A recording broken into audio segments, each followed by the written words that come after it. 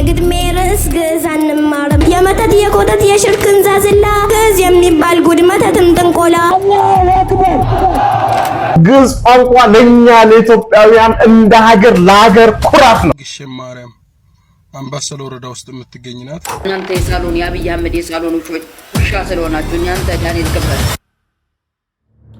ሰላም ጤና ይስጥልኝ። በሰደቃችሁልኝ በአዲስና ወቅታዊ መረጃ ተመልሼ መጣሁ። በዚህ ቪዲዮ የምንመለከተው ክብርት ቤተክርስቲያን ሙስሊሞች እስከ ጥግ ድረስ እየሰደቡ ይገኛሉ። ይሄን የምንመለከተው የሚሆነው ይሄንን ቪዲዮ እንደምንበላችሁ ላይክ እና ሼር ያደርጋችሁ ለቄስ ታገኝ ተደርሱል በእግዚአብሔር ጠይቃችኋለሁ። ሰብስክራይብ ለምንድን ነው የማታደርጉት? አሁን ማርኩ ትናንትና ቪዲዮ አሰራው ነበር። በዚህ መሀል ላይ የተፈጠሩ ብዙ ነገሮች ነበሩ። ከነዛ መሀል አንዱ የወንድማችን ብሩኬ ጉዳይ ነው። ወንድማችን ብሩኬ ይፈታ ተብሎ የዋስትና መብት ጠብቆ ነበር። ነገር ግን መልሰው ይግባኝ ብለው ጠይቆበት እዛው እስር ቤት አሳድረውታልና እስቲ ባጭሩ እንስማና ወደ መጠንበት ዋና ጉዳይ እንመለስ። ከሰዓታት በፊት አንድ ቪዲዮ ሰርችላችሁ ነበር። እሱም እንግዲህ ባሩክ ላይ ተንተራሰ ቪዲዮ ነው። ፍርድ ቤቱም በዛሬው ዕለት ባስተላለፈው ውሳኔ መሰረት እንግዲህ የዋስ መብቱ እንዲጠበቅ ተደርጎ ነበር። ሆኖም ግን በዛሬው ዕለት ከእስር ቤት አልተፈታም። ምክንያቱ ደግሞ አቃቤ ይግባኝ ስለጠየቀበት ነው። በዚህ ምክንያት እንግዲህ ነገ በድጋሚ ፍርድ ቤት በመቅረብ ማለትም መስከረም 20 ፍርድ ቤት በመቅረብ የተነሳበትን የይግባኝ ጥያቄ ይከራከራል ተብሎ ይታሰባል። እስካሁን ድረስ ከእስር ቤት አልተፈታም። ምክንያቱ ደግሞ አቃቤ ይግባኝ ስለጠየቀበት ነው ማለት ነው። ይህንን ነገር ከዛ ቪዲዮ ላይ ካፕሽን ላይ አስገብቼላችሁ ነበር። ለሰማችሁ እንግዲህ ወንድማችን በ30 ሺህ ብር ዋስትና እንዲፈታ ተወስኖበትም ቢሆንም ነገር ግን መልሰው እንዲታሰና በዛ ውስጥ እንዲቆይ አድርገውታል። ይግባኝ ብለውና እግዚአብሔር አምላካችን ወንድማችን ብሩክ አብሮክ ብላ ተፈልጋለሁ። ዛሬም እንግዲህ አዲስ ነገር እንደሚኖር ተስፋ እናደርጋለን። ግን እስቲል ይሄ ቪዲዮ እስከበቀረጸበት ድረስ ወንድማችን ብሩክ አሁንም እስር ቤት ነው የሚገኘው። ወደ መጠንበት ዋና ጉዳይ እንመለስ። ያው ከዚህም እንዳወረንበት እንደሰራንበት ሙስሊሞች የግዕዝ ቋንቋ በአማራ ክልል ይሰጥ ስለተባለ ብቻ ሙስሊሞች ሰልፍ እየወጡ ነበረ፣ አይተን ነበረ። እናስታውስ እስቲ። አናውቅም ለዲናችን ለእስልምናችን ለእምነታችን መሞት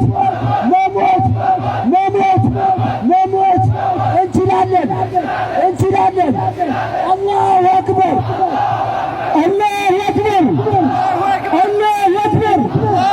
ተክቢር።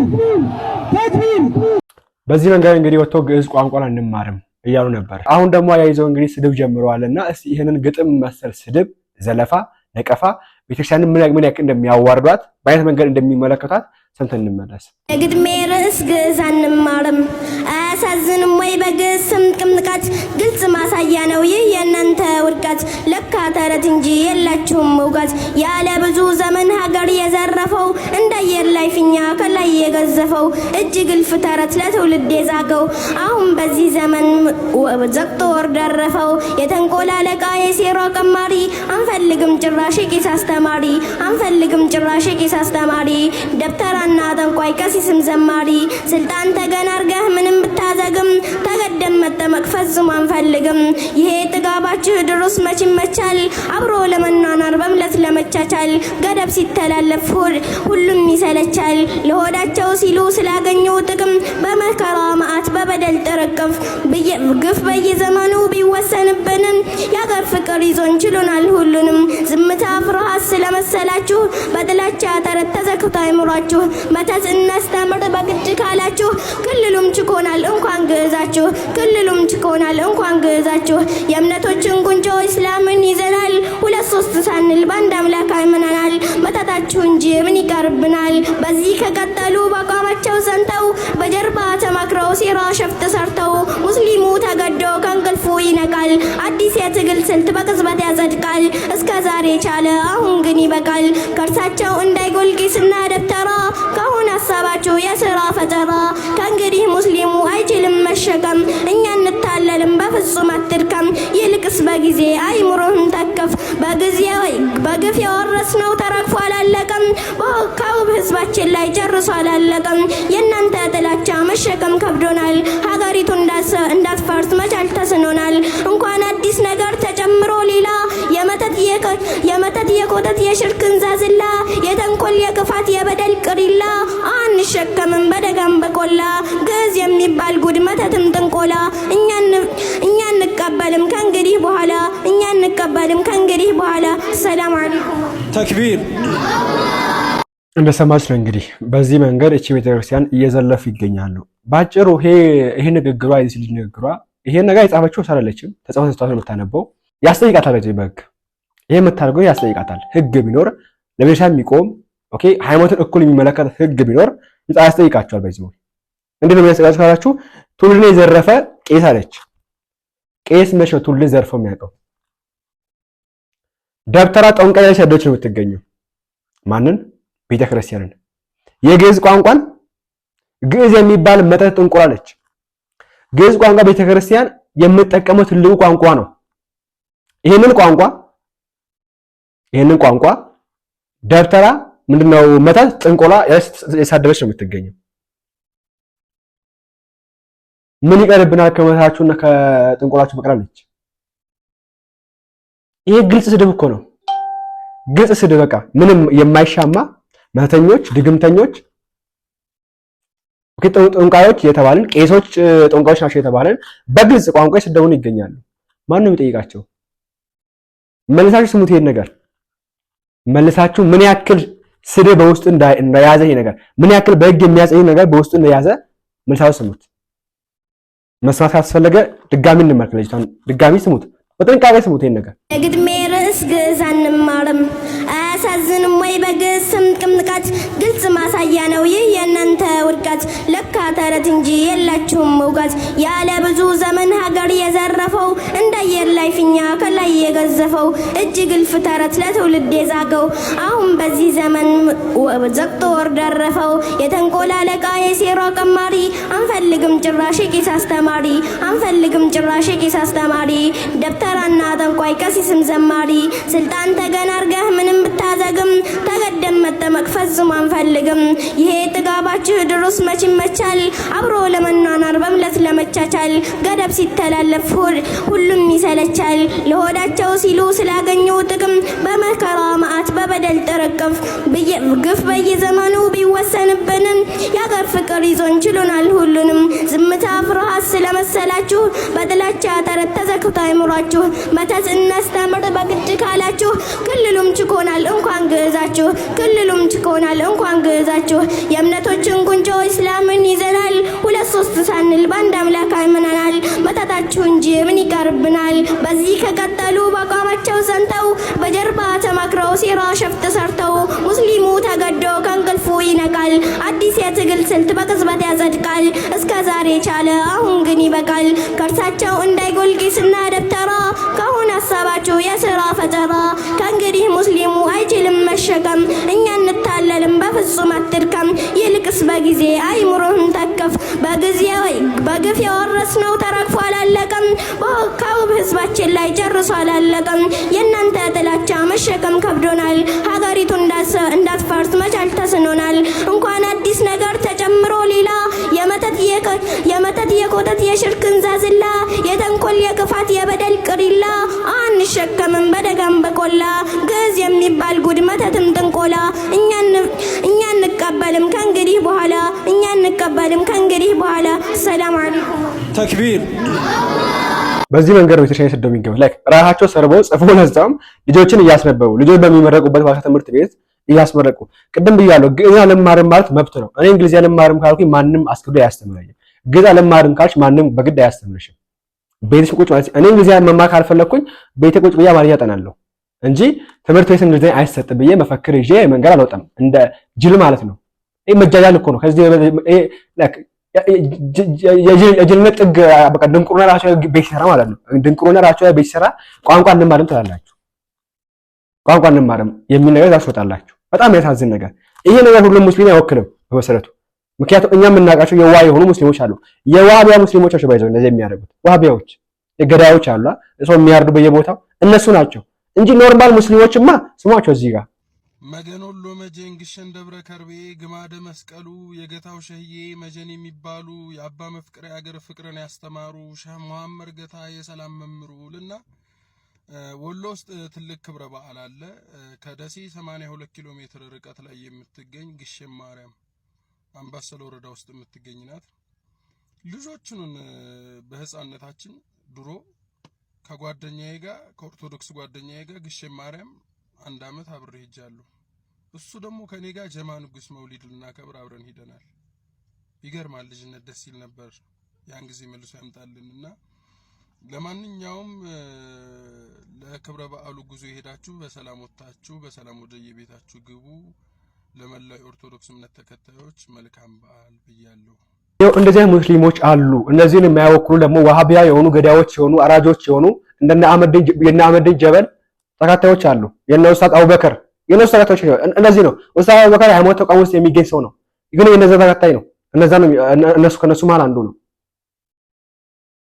ቄስ ታጋዳው መጥተው አይመለከተኝም ይላል። ትናንትና ሳይቻቻለሁ አሁን ምን መለከት ግን አይመለከተኝም መግለጫ ያወጣም ይላል። ከዚህ የበለጠ ወደ የተጠነገ የለም እኮ ባይዘው ከዚህ የበለጠ ወደ የተጠነገ ነገር እኮ የለም። እንዲህ ግዕዝ ሞቷል ብሎ አወሩ። እሺ ይሁን አለ ዝም አልናቸው። አሁን ደግሞ መጥተው መልእክተኞች፣ ድግምተኞች፣ ጦንቃዮች ኦኬ ምንኞች ያሉ በዚህ ልክ መሳደቡ ምን አመጣው? ማሰደብ ምን አመጣው? ያስጠይቃል እኮ ይህ ህግ። በዚህ መንገድ የተከበረች ቤተክርስቲያን ስለሳና ሳሚን ኦርቶዶክስ የሚከተላት ቤተክርስቲያን መልእክተኛ፣ ድግምተኛ፣ ጦንቃይ ለነገሩ መች ተጀመረው አላለች ጩጫይ ትላልቆችስ መጠይቃችሁ ታቁና ነው። እኛ ስንሆን የምንጠይቀው እኛ ስንሆን ይግባኝ ተብሎ 28 ቀን የምንታስረው እዛ ወንድማችን ብሩክ 13 ቀን 14 ቀን ሞላው እስር ቤት ምንም ሳያጠፋ ምንም ያጠፋ ልጅ አንድ ጥፋት የለበትም እኮ።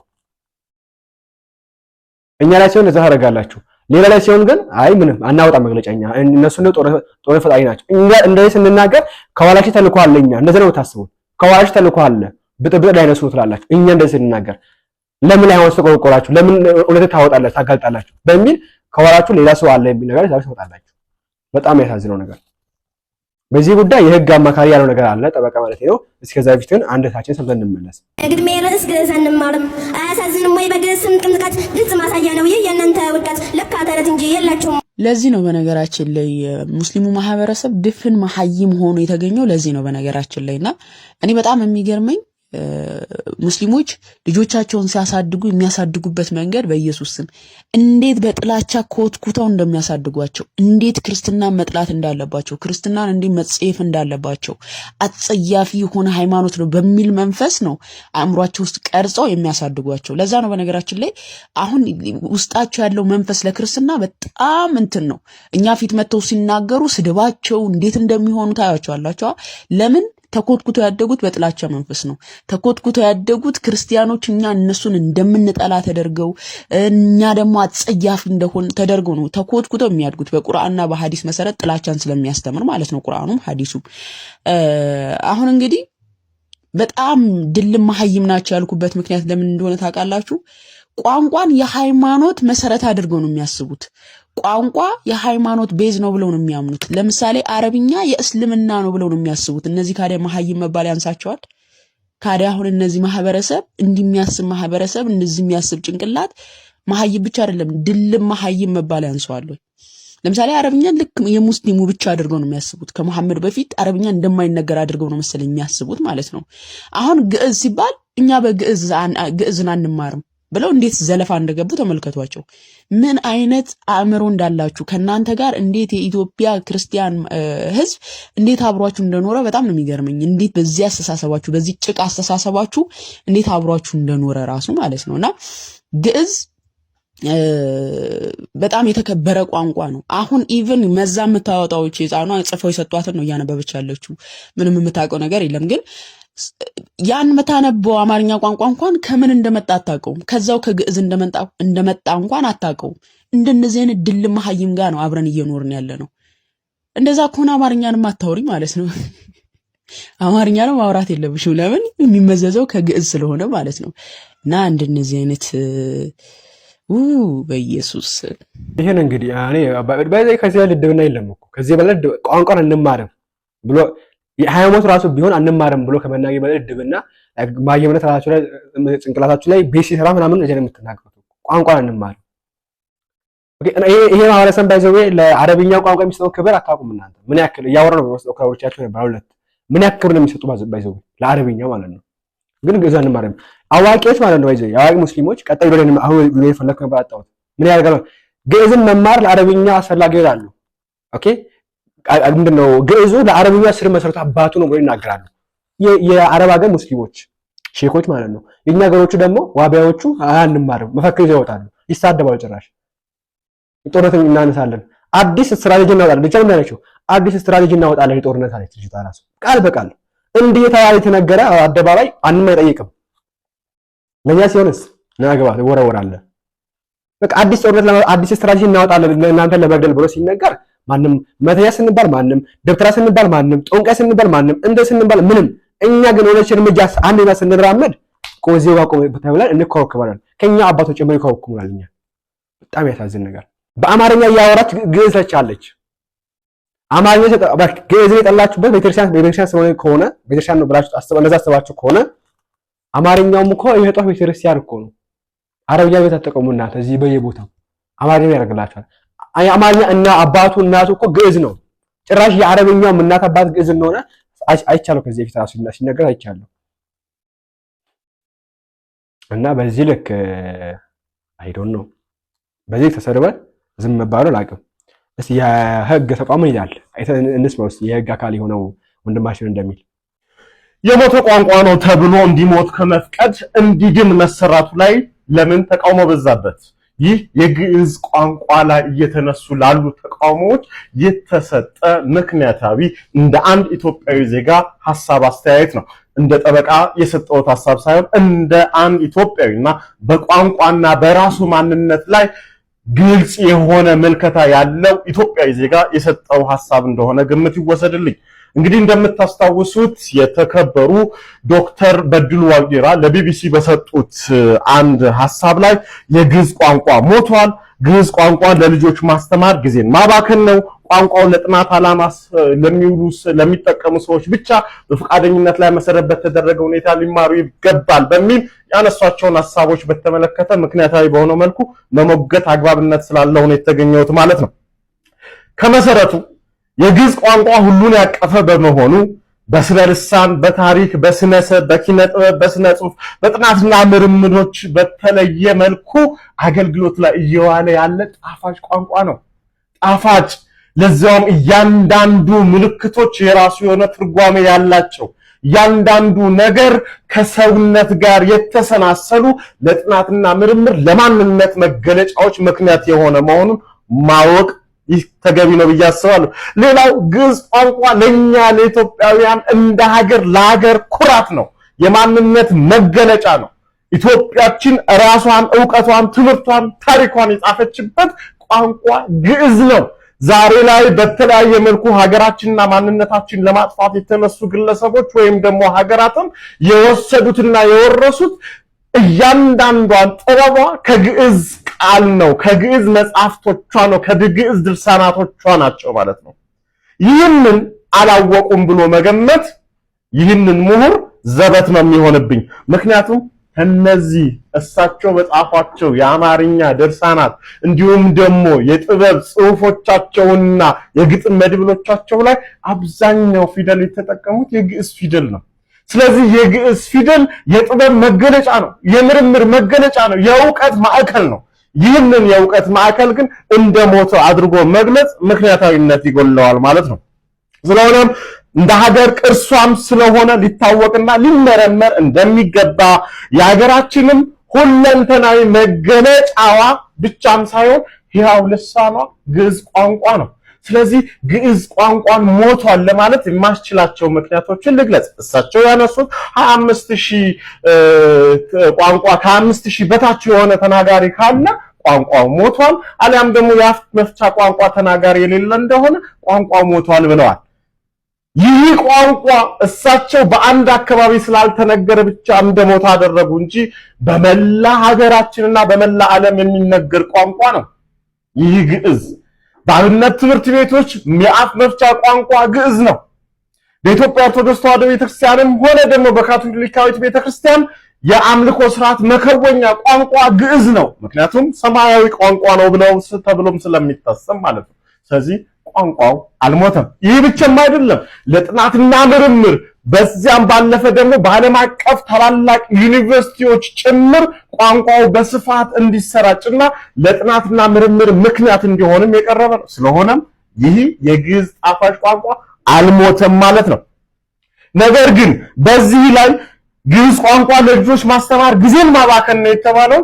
ማንነትን ማወቅ ራስን መመርመር የቀደመ አስተሳሰብን ዞር ብሎ መመልከት የሚያስችለውን ይህንን የግዕዝ ቋንቋ ጥበብን እንዲያውቁ ትምህርት ውስጥ የትምህርት አካል እንዲሆን ማድረግ እንዴት ባላ መክንዮ ነው ጊዜ ማባከን የሚሆነው ክቡር ዶክተር ይህም ብቻ አይደለም። በመጨረሻ ላይ ቋንቋው ለጥናት ዓላማ ሰዎች በፈቃደኝነት ሊማሩ ይገባል እንጂ ከታች ሊጀመር አይገባም ይላል። እንግዲህ ጣሊያንኛ እየተማረን፣ ፈረንሳይኛ እየተማረን፣ አረብኛ እየተማረን በአገር ውስጥ ያሉ ሌሎችንም ቋንቋዎች ከ80 በላይ የሚሆኑ ቋንቋዎችን እየተማረን ምን ነው ግዕዝ ቋንቋ ላይ በትራችሁን ጡንቻችሁን አበዛችሁ አነሳችሁ? ስለሆነም የኔ አቋም እንደ አንድ ኢትዮጵያዊ ዜጋና ለቋንቋ ትልቅ ክብር እንዳለው አካል ሀገረ መንግስቱ ሳይንሳዊ ስርዓተ ትምህርትን በመቅረጽ ከታችኛው እስከ ከፍተኛው ትምህርት ባለው መዋቅር ላይ የግዕዝን ቋንቋ የትምህርቱ አካል ማድረጉ በጎነትን እንዲሁም ደግሞ የቀደመ ማንነትን ማወቅ ማንጸሪያ መሳሪያ ይሆናል እንጂ በምንም አይነት መልኩ አሉታዊነት ይኖረዋል ብዬ አላስብም። ወንድማችን እግዚአብሔር ይስጥህ። በጣም የወረደ አስተሳሰብ ያለ ሰው ነው። አሁን ጥላቻ ካልሆነ በስተቀር ግዕዝ ቋንቋ ሞቷል ብሎ ማሰብ ከባድ እኮ ነው። ላይክ ሰባና ሌላ ሀገር እንተዋው፣ ካቶሊኩንም እንተዋው፣ ሌሎች ሀገራት ውስጥ ያለው ቤተክርስቲያኖችንም እንተዋቸው። ኢትዮጵያ ውስጥ ብቻ ከ70 እስከ 80 60 ሚሊዮን በቃ 60 ሚሊዮን በለውና 60 በለውና 60 ሚሊዮን ኦርቶዶክሳዊ አለ። ከ60 ሚሊዮን ኦርቶዶክሳዊ ውስጥ ጠዋት ላይ ብቻ ሰርክ ምንድነው ምህላ ጉባኤ ላይ ብቻ 60 ሚሊዮን ኦርቶዶክሳዊ ውስጥ ቢያንስ 30 ሚሊዮን ኦርቶዶክሳዊ በግዕዝ ቋንቋ ጸልዩዋል፣ አንብቧል። 25 ሺህ ተናጋሪ የለውም እንዴት ይባላል? በየቀኑ ቢያንስ 30 ሚሊዮን ኦርቶዶክሳዊ በግዕዝ ቋንቋ ያነባል፣ ጸሎት ያደርጋል። ትርጉሙን አወቀ ያነበዋል። ከዛ ውስጥ ትርጉሙን የሚያውቅ 1 ሚሊዮን 2 ሚሊዮን 3 4 10 ሚሊዮን አይታጣም። አቦሰባችን አይታጡም። 25 ሺህ ተናጋሪ ተናጋሪ ቋንቋ ሞታል። የትኛው ነው የሚለው? ለዛ እኛ ተማርነው በትምህርት ላይ ተማርነው አንድ ተናጋሪ ካለ ቋንቋ አይሞትም። አንድ ተናጋሪና ሰሚ ካለ ቋንቋ አይሞትም። 25 ሺህ ካልተናገረ ይሞታል። 25 ሺህ ምን ታዲያ አውሬ ሞተሱም እኔ አላውቅም። እኔ በጥላቻ ስትሞሉ የእውቀት ማነስ ሳይሆን ጥላቻ ሲሞራባቸው ነው የምታደርጉት። ይሄ ፕሮፌሰር እንግዲህ የእውቀት ጉድለት የለበትም፣ ጥላቻ ነው እንደዚህ የሚያደርገው። እሱን ይዘው እነዚህም አንማርም መፈክር ይዘን እንወጣለን፣ ውሃ እንላለን፣ ጦርነት እናውጃለን ብለው በአደባባይ ይናገራሉ። ይሄ ራሱ ትልቅ እድብና ትልቅ ማይምነት ድንቁርና ራሱ ጭንቅላታቸው ላይ ቤት ሰራባቸው የምታነሱ ነገር ነው እንጂ ቋንቋ እንማር ተብሎ አይባልም። እንደዚህ ውርደት እኮ ነው። ቋንቋን እንማር ዓለም እንዳይሰማን እንዲያው የኛ ሀገሩ እንዲያው አላውቅም፣ ዓለም እንዳይሰማ ይሄን ነገር ዶክተር ቄስ ታጋይ ማን ነው? ቄስ ታጋይ የሃይማኖት መሪ ተቋም ኃላፊ የሆኑት እኛ ነው የተቹት። ከኋላቸው አጀንዳ አለ ብለው እኛ ነው የተቹት እንጂ እንደዚህ ጦርነት ለመፍጠር የሚነሱ ለከለ ስትራቴጂ እናወጣለን ጦርነት እናነሳለን የሚሉትን ምንም አይናገሩም። ስንታቸው እንመለስ እስቲ። ሃይማኖትን ከሃይማኖት ለማጋጨት ሀገር ሰላም እንዳይሆን ሀገር እንዳይረጋጋ የሚሰሩ 24 ሰዓት የሚደክሙ ኢትዮጵያ ለምን ተሳካላት? ህዳሴ ግድብ ለምን ያቆመች? ከድህነት ከችግር ለምን ወጣች? የሚሉ 24 ሰዓት ይደክማሉ። አልሳካ ሲላቸው በሃይማኖት ሊያበጣብጡን ይፈልጋሉ። አይደለም? ይሳካላችኋል? አይሳካላችሁም በሏቸው። አንድ ድምጻችሁን ከፍ አድርጋችሁ አይሳካላችሁም በሏቸው። ግለሰቦችን ከተቋማት ለዩ። ምዕመናን፣ እኔ ወቅታዊ አጀንዳ ስለሆነ ነው። ሃይማኖት ተቋማት ለምን ዝም አለ? ቀሲስ ታጋይ ለምን ዝም አለ? በእያንዳንዱ ቤት እየገባ ሞባይል ላይ ለሚሰሩት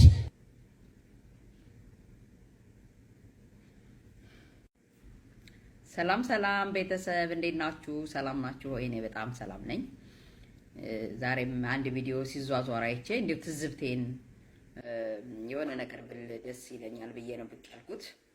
ይህን ቪዲዮ እንግዲህ እንደሰማችሁት እኔ በጣም ነው የሚያሳዝነኝ። አንዳንዴ የብልጽግና ካድሬዎች የእውነት እነሱ የሚያጨሱትን እነሱ ወይ የሚሰማቸውን ስሜት ቢሰማን ደስ ይለኝ ነበረ። እግዚአብሔርን እኔ ምንም ያለማጋነን ማለት ነው። አሁን ይህ ሰውዬ ቪዲዮ ላይ ሰምታችሁት ከሆነ ኢትዮጵያ ለምን አለፈላት? ይሄ እኮ ሰውዬ የኢትዮጵያ ሃይማኖቶች ጉባኤ ሰብሳቢ ነው ምናምን ነው። በቃ ትልቅ ስልጣን ያለው ሰው ነው በርግጥ። ነገር ግን ምን ይላል?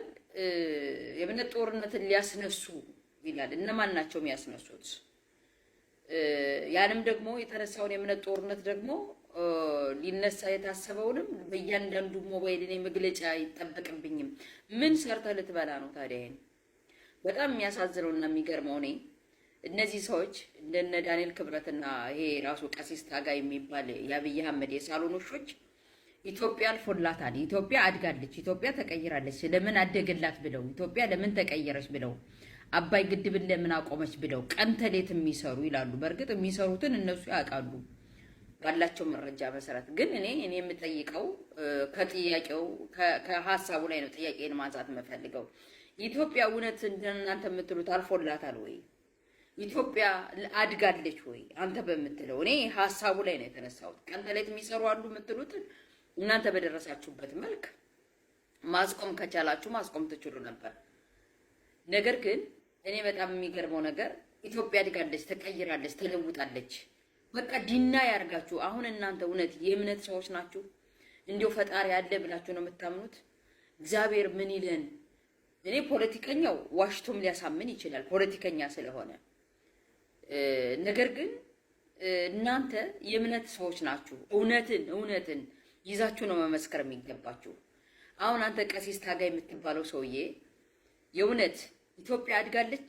እውነትህን ነው? የእናንተው ኢትዮጵያ 4 ኪሎ ተቀይራ እናንተ የሳሎን የአብይ አህመድ የሳሎን ውሻ ስለሆናችሁ እናንተ ዳንኤል ክብረት ስለሆናችሁ ሌላው ህዝብም አልፎለታል። እናንተ እኮ የመግለጫ አይደለም መስጠት የሚጠበቅብህ። መግለጫ አልሰጥም። መግለጫ እንደ ትልቅ ስራ አድርገህ ነው እየቆጠርክ ያለው። መግለጫ እኮ አይደለም አንተ የሚጠበቅብህ። እንዲያውም ይህን ጦርነት ማስቆም ነበረብህ።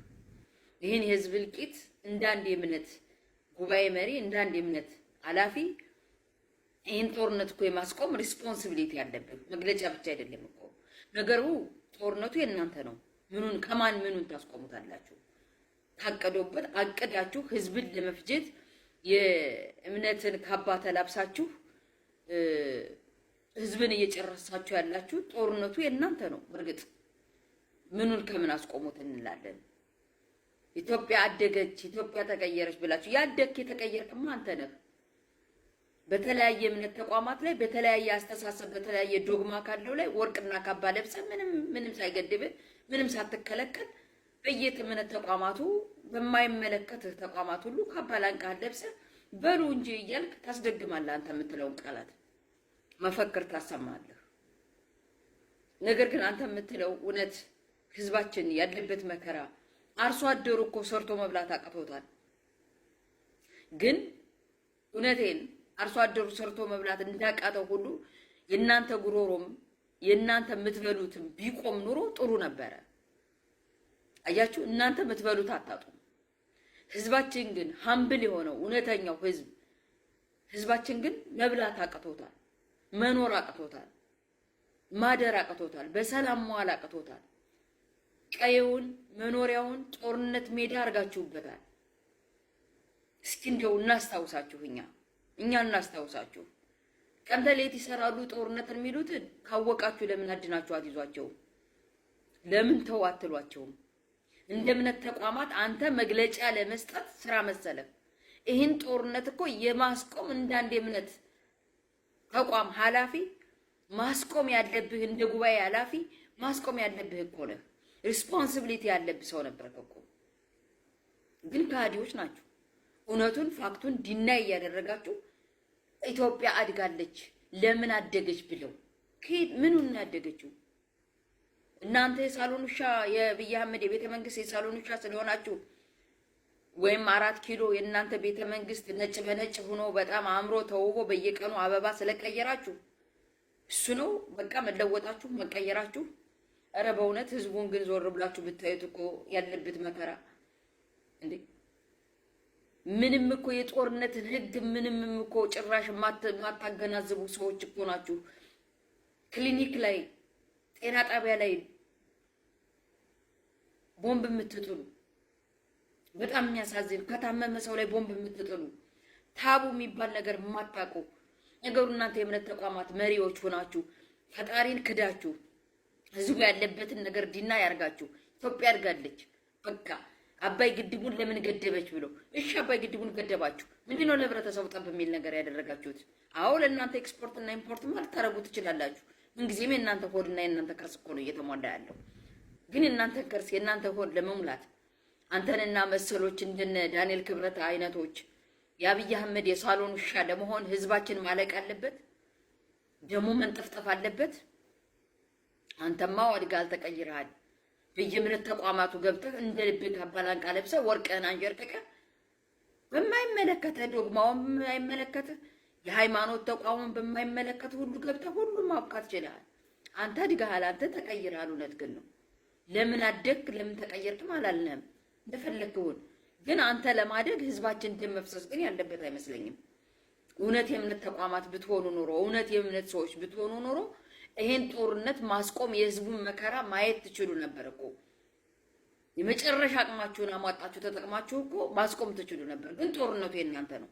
የሚገርመው እናንተ በየተቋማቱ የእምነት ካባላንቃ ለብሳችሁ ስትፈልጉ ትከሰሳላችሁ፣ ስትፈልጉ እንደፈለጋችሁ ትሆናላችሁ፣ ስትፈልጉ ትቀጥሳላችሁ። እናንተ እንደፈለገ ትሆናላችሁ። ህዝባችን ግን የደም ጎርፍ ነው እየሄደበት ያለ። አርሶ አደሩ ሰርቶ መብላት አልቻለም። ማሳውን የጦር ሜዳ አርጋችሁታል። ማደር አልቻለም። በሰላም አላደረም። ይሄን ነው እናንተ ድገት የምትሉት? ኢትዮጵያ ተቀየረች የምትለው ይሄን ነው? በሉ እንጂ እያልክ የምትፈክረው መግለጫ አልሰጥም። መግለጫ ስራ ሆኖብህ፣ ለአንተ መግለጫ ስራ ሆነብህ። የተከበራችሁ ሰዎች ብትሆኑ ኑሮ እርሶ ብዬኔ ብጠራ ደስ ይል ነበር። ግን እንደነዚህ አይነቱን እርሶ ማለት አልፈልግም። ለምን መሰላችሁ? ከህዝባችን የሚበልጥ ነገር የለም። ሺህ ዘመንም አንኖርም። በዚህ ዘመን የምንኖረው አንድ ጊዜና አንድ ጊዜ ብቻ ነው በዚህ ምድር ላይ የምንኖረው። ነገር ግን ቆም ብላችሁ ብታስቡ ወይ ደግሞ እናንተ የምታጨሱትን ወይ ደግሞ የብቻ የሚታያችሁ ቢታየን ጥሩ ነበር ለኛ። ሊታየን ግን አልቻለም። ፋክቱና እውነቱ ግን ህዝብ እያለቀ ነው፣ እየተጨፈጨፈ ነው። የእምነት ተቋማትና ክሊኒኮች እንኳን ሳይቀሩ በጦርነት ህግ መነካት የሌለባቸው እንኳን ሳይቀሩ ሰዎች ህፃናቶች በጦርነት ሜዳው ላይ ተሳታፊ ያልሆኑ በእምነት ተቋማት ላይና በክሊኒክ በጤና ጣቢያ በሆስፒታል የተቀመጡ ሁሉ እየተገደሉ ነው። የጤና ባለሙያዎች እየተገደሉ ነው። እያየን ነው። በእናንተ የድሮንና በጀት እየተደበደበ እኮ ነው እያየ ነው ያለ ነው። በጣም በሚያሳዝንና በሚያሳፍር ነገር ግን ያደገችውን ኢትዮጵያ ሊያንደፈርሱ የእምነት ተቋማት ለእምነት ጦርነት ሊያስነሱ እኔ በየሰዓቱ መግለጫ አላወጣም። እውነትህን ነው። እኛ የቡፌቃ እንዴቱ ለበየሰዓቱ አንተ መግለጫ ታወጣለህ? በጣም የምትገርም ነህ። ግን ፈጣሪ ደግሞ ያያል። እውነት አንድ ቀን ግን ለዚህ ህዝብ መድኃኒዓለም ፊቱን ያዞርለት ይሆናል። መድኃኒዓለም ፊቱን ያዞር ይሆናል። እርግጠኛ ነኝ አንድ ቀን እንደዚህ ህዝባችን እንዳዘነ አይቀርም። ፍርዱን ይሰጣል የእውነት አምላክ። ግን ይዘገይ ይሆናል። እኔ ዋና ፖይንት ግን ምንድነው ታችን ያሳሳችሁ ዋና ፖይንት ምንድነው ወንድማችን ቄስ ታጋይ መች ነው መግለጫ የምታወጣው? ለኛ ሲሆን ብቻ ነው የምታወጣው? ለነ እፎይ ሲሆን ብቻ ነው? እነ እፎይ ይታወቱ ለማለት ብቻ ነው መግለጫ የምታወጡት እናንተ እንጂ ጽል ሲቀደም መግለጫ አይወጣም። ቤተክርስቲያን ስትቃጠል መግለጫ አይወጣም። እንዲህ በዚህ መተኞች፣ ድግምተኞች፣ ጦንቀስ ያልስንሰደብ መግለጫ አይወጣም። ካንሲል መግለጫ አይወጣም። ዝቋላ አባቶች በየወሩ በየአመቱ ሲታረዱ መግለጫ አይወጣም። ኦኬ መች ነው የሚወጣ መግለጫችሁ? እንዲያውም ቀኑ ነገር ነው። እንዲያው መቾች እንደምታወጡ በጣም ዘይገርም ነው ሰዎች ናችሁ። ከዛ ሃይማኖት ተቃውሞ ሲመጣ ጓት ተቃውሞ የምትገቡ ሰዎች በቃ አያውቅም ነኝ ማነው ወክላችሁ ዘንድ ተቀመጣችሁ እዚህ ነው። እኛ ቤተክርስቲያን ጀመር ሰላሙን ያጣችሁ ከዚህ ተቋም ጋራ አንድ ሰው ተፈጠር ነው ከጀመሩ because እስቲ ምን ጠቀማችሁ? ቤተክርስቲያን አላችሁ መጣችሁ ምን ጠቀማችሁ? ቤተክርስቲያን እኛ አሁን ከኋላ መሰረት ተጠቅም ከሌለ እኛ የምናውቀው ህዝቡ ያወቀው ምኑ ያወቀው ምንም ይሰራሽ ነገር የለም። እኔ እስካሁን ድረስ አንድ ለት ወደ ምን ቆጥረ እንጂ እና ባካችሁ ስራችሁን ስሩ። እዛ የተቀመጣችሁ ዝም ብላችሁ ለመብላት ሳይሆን ገንዘብ ለማግኘት ሳይሆን ይሄን ህዝብ ሰላም እንዲሆን አገር ሰላም ለማድረግ ሃይማኖት አብሮ እንዲኖር ነው። አሁን ሃይማኖት መከባበር አለ። ሃይማኖት መከባበር ቢኖር እኮ በዚህ መንገድ ወጣ ባልሰደበችን ነበር። አሁን እቺ ተጻፈሰቷት ማለት ነው። እና ይሄ ነገር አስበናል ፈልጋለሁ። እናንተንም ማሳስከን በቀጣይ እንግዲህ ዲስ ቪዲዮ የምንመለስ ነው። ላይክ እና ሼር ሰብስክራይብ ያረሳ ቸርቀውልኝ